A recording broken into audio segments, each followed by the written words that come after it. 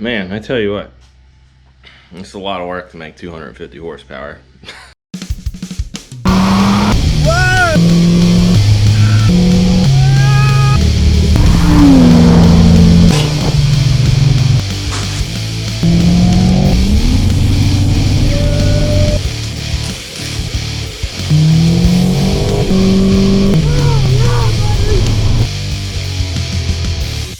What's going on, everyone?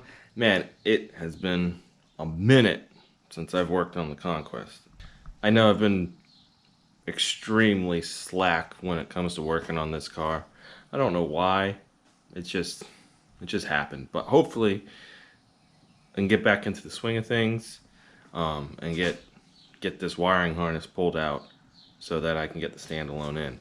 So the goal for this video is to get the old, like I just said, get the old wiring out. And also I want to, I don't know if you can see it, but get all this stuff out so that I can sell the AFC and the wideband, because that's all. I mean, I won't need that anymore with the standalone, because I'll be able to tune with the standalone, and the standalone has a built-in wideband output, and it will display it on this controller here. Don't mind the mess. Project car life. Eventually they turn into shelves. So yeah, I'm gonna get started today. I gotta pull this out so I can get on this side and get the fender off, and yeah, we'll see how far we can get today. Like I said, my goal for this video may not be for today, but my goal for this video is to get the old wiring harness out, completely out. Alright, so I got the car moved out into pretty much the middle of the garage, so now I can get this fender off. I've already taken these bolts off, so I just need a couple more to get that off. I've already taken this side off. So yeah, moving right along.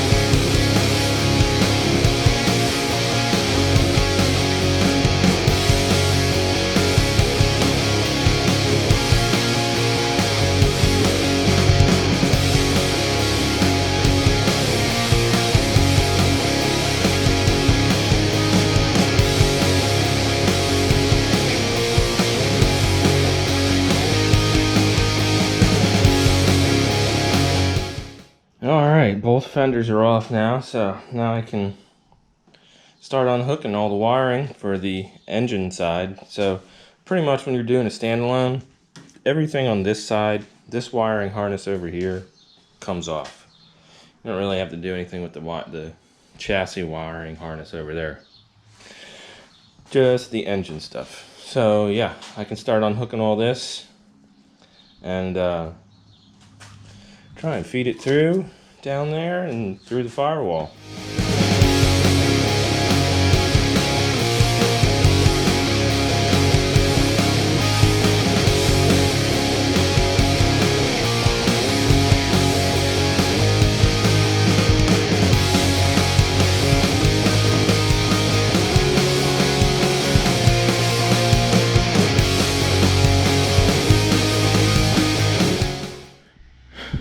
I tell you what, it's a lot of work to make 250 horsepower. So yeah, I got pretty much everything unhooked on this side. I just need to get the alternator wire off, and then I think I can pretty much pull it underneath the car and start pulling it out this way, and unhook whatever I need to unhook as I pull it out. I'm hoping I don't have to take the bumper off because I don't really have a lot of room to store it anywhere. But yeah, we're moving right along. Hopefully should have it out soon.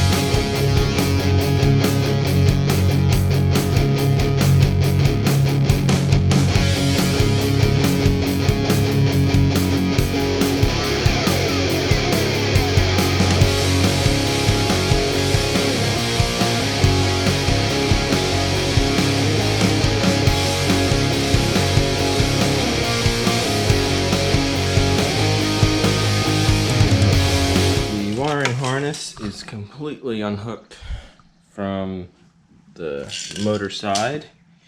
I just got to feed it through the bumper there and pull it through. So I have a question. I was told that you don't need to use the factory igniter knockbox thing if you're not using the distributor, so that would mean you'd have to have a crank trigger to tell the ECU where the engine is and whatnot. So my question is, if you're using a Mighty Max distributor with, let's say, LS1 coils, do you have to use this? I don't think you would, because that Mighty Max distributor is not vacuum advanced and whatnot.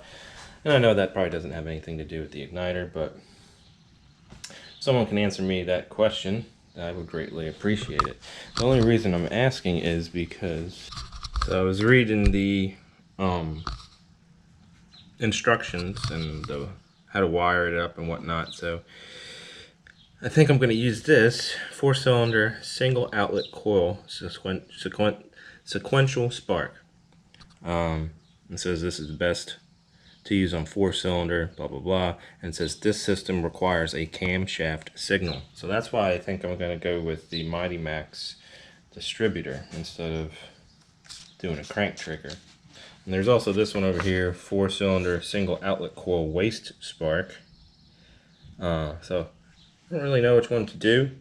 I'm going towards this one just because it says the best system to use on a 4-cylinder is to have one ignition coil per cylinder. So that's what I was going to do. I was going to have 4 individual LS coils. Please tell me if I'm wrong. Please tell me if I need the crank trigger as well as the cam trigger.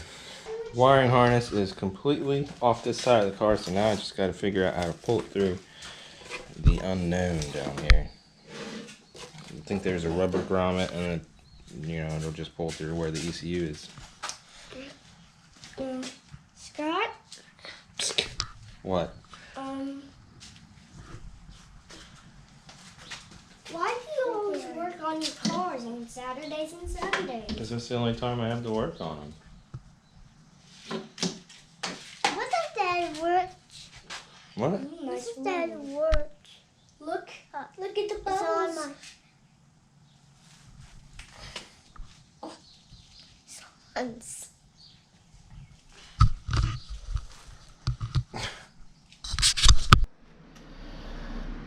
I know I haven't been filming too much on the process on how to take this out because it's the first time I've ever taken the wiring harness completely out, and it's been fighting me, to say the least. But I finally got it, I think. Yep. Oh, wait, something's still connected.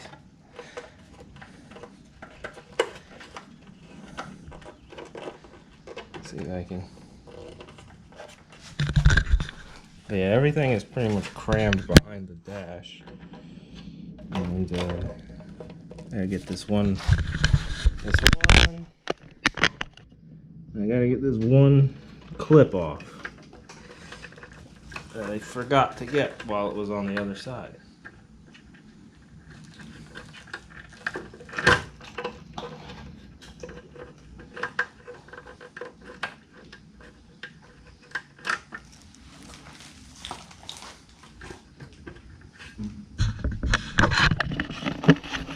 And voila, there it is. Look at this monster.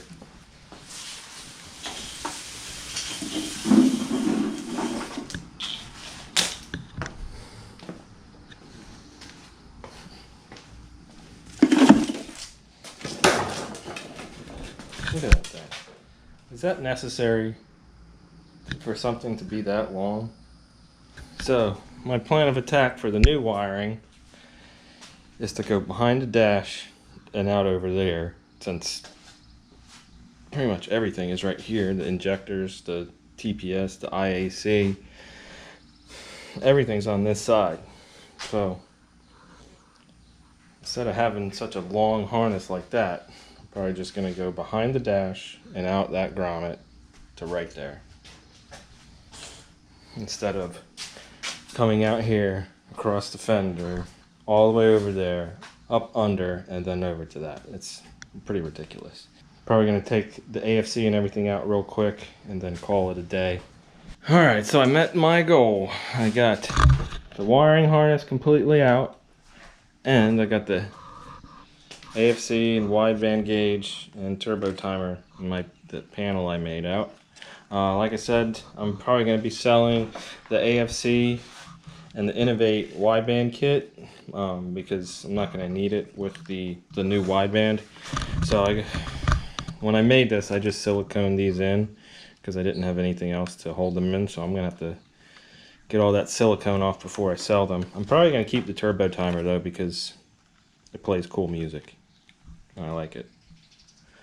But I am going to have to either get a stock bezel, radio bezel thing, whatever you want to call it, or make a new one. Pretty successful day.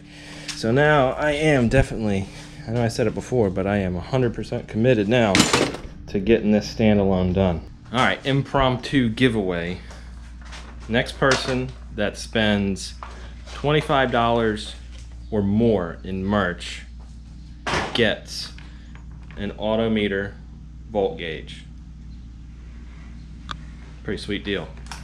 So yeah, go to sandrmotoring.com and spend $25 or more on merch, and the next person that does that gets a free autometer volt gauge. But anyway, that's gonna wrap it up. Again, thank you for watching. Thanks for subscribing. Thanks for liking the videos. Thanks for being you. We'll see you in the next one. Peace. Before I forget, I wanted to do a quick shout out. If you like Old Mitsubishis, which you probably do because you're watching this video, maybe. But a fellow G54 brother just started his own channel. It's called Miller's Old Mitsubishis. So go ahead and check him out. Show him some support since he's just starting out. Link will be in the description. It's got a lot of cool stuff coming up. Right now he's currently restoring a GTO. Not a Pontiac. It's a Mitsubishi, hence his channel name. But yeah, go check him out. Show him some support. And thanks for watching.